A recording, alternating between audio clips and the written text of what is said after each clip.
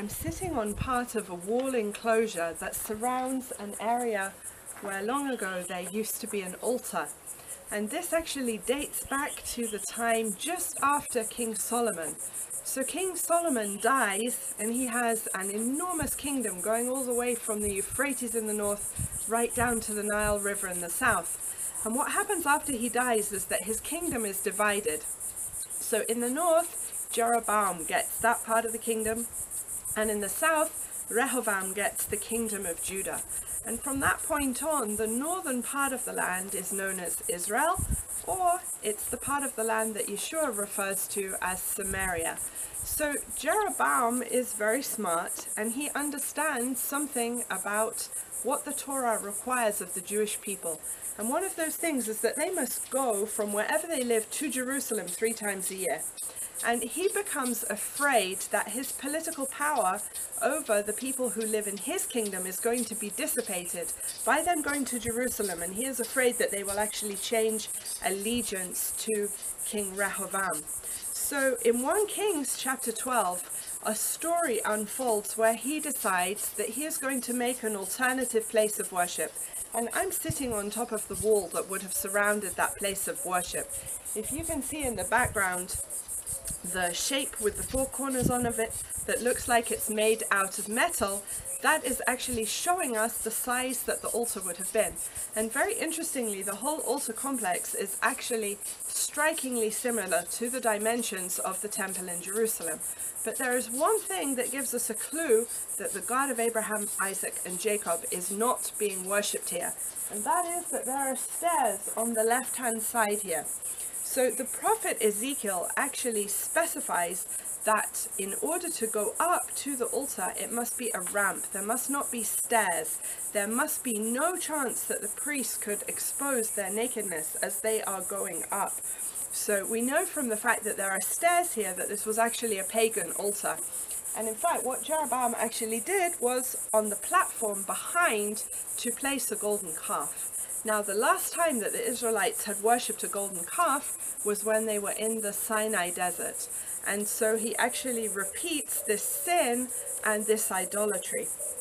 And in fact, this idolatry is actually a continuation of the idolatry that the tribe of Dan had fallen into. And it's very interesting to see how with them a smaller sin led to a larger sin and to a yet larger sin. And the end consequence of all of this was that this northern kingdom was actually expelled from the land a full 100 years before the kingdom of Judah.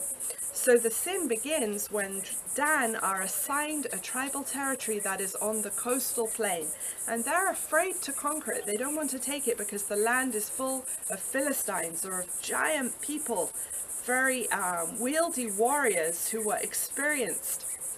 And so the tribe of Dan do not want to take the coastal plain. So what they actually did was to come through the hills of Samaria, and they come to a place called Ephraim in the center of the country.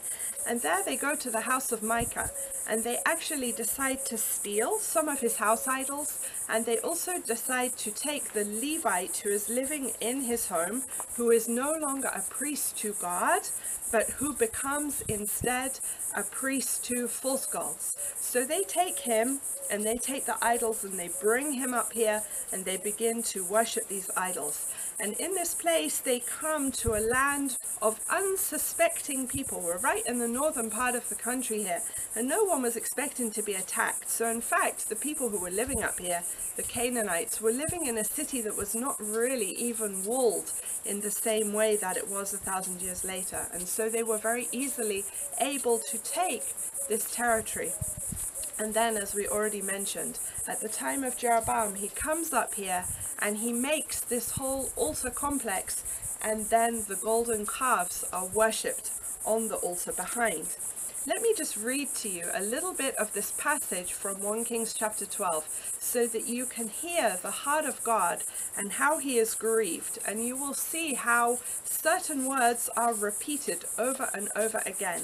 That he had made. That he had made. And I'm actually going to take one further step than this, and I'm going to connect this to the history of Christianity and see if we may have done some similar things. So I'm going to start from verse 26. But Jeroboam said in his heart, "Now the kingdom may return to the house of David. If this people keep going up to offer sacrifices in the house of Adonai at Jerusalem, then the heart of these people will turn back to their Lord, to King Rehoboam of Judah. Then they will kill me and return to King Rehoboam of Judah." So the king sought counsel and made 2 golden calves. He said to them, "You have been going up to Jerusalem long enough. Here are your gods, O Israel, who brought you up out of the land of Egypt." What a terrible statement. Then he set one up in Bethel. Bethel is just north of Jerusalem. And the other he put in Dan, so right here where I'm sitting. Now this thing became a sin, for the people went up to worship before the one even in Dan. So that means that as well as the people who lived here worshipping the God was here, this means that people were actually traveling here specifically in order to worship the golden calves. He also made shrines on the high places and appointed priests from among the people who were not sons of Levi. Then Jeroboam instituted a festival in the 8th month, on the 15th day of the month, imitating the festival that is in Judah. He went up to the altar that he built in Bethel to sacrifice to the calves that he had made. He installed in Bethel the priests of the high places that he had made. Then he went up to the altar which he had made in Bethel on the 15th day in the 8th month, in the month that he had made up from his own heart, and made up a festival for the children of Israel, and went up to the altar to burn incense. In fact, we also found an incense altar here. We even found shovels that date back to the First Temple period. That's the only place in the land that we have discovered such ancient shovels that were used to remove the incense from the altar and to take it away afterwards. So you can really feel the passion of God's heart beating. He's saying that he had made, that he had made, that he had made. But who made the months? Who made the festivals, the Moedim, the appointed feasts of the Lord? God already begins to outline these for us in the book of Genesis. And I think at a certain point in church history, we began to lose this, and we began actually to change it. If you think about it, when does God say in the book of Genesis that the day begins? We maybe think of the day beginning at midnight, or maybe we think of the day beginning as the sun dawns in the morning. But in fact, God says that as the sun goes down, that is when the day begins. And this is very interesting, because if the sun goes down at the end of the day, and that is when the day begins, then this means that our day begins with rest and not with work. God created us to be human beings and not human doings. Now, when did God say that the week begins? He said that the week ended with the Shabbat, the Sabbath, and the Shabbat began on Friday night as the sun goes down, and it ended on Saturday night as the sun went down. And in fact, God gave the Shabbat before the Jewish people were ever even created.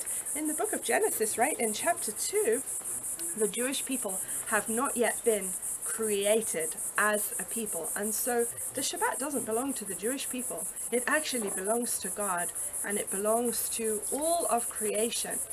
Now, if we think about when the month begins, the month actually begins when you sight the new moon, when the moon is in the sky. So God gave the feasts, he gave the times, he gave the seasons, and in fact in 325 AD, the church very deliberately started to sever the Jewish roots of the faith, the biblical roots of the faith, forbidding the church to celebrate the biblical Sabbath, and also preventing them from celebrating the feasts of the Lord. So what actually happens at that point is that the Passover was no longer allowed to be connected to Easter. And in fact, the date of Easter was changed so that it would never fall and coincide with the Passover, which of course biblically is absolutely impossible, because we know from the gospel accounts that Yeshua was the lamb slain from before the foundation of the earth, and that he was slain right in the season of Passover in Jerusalem.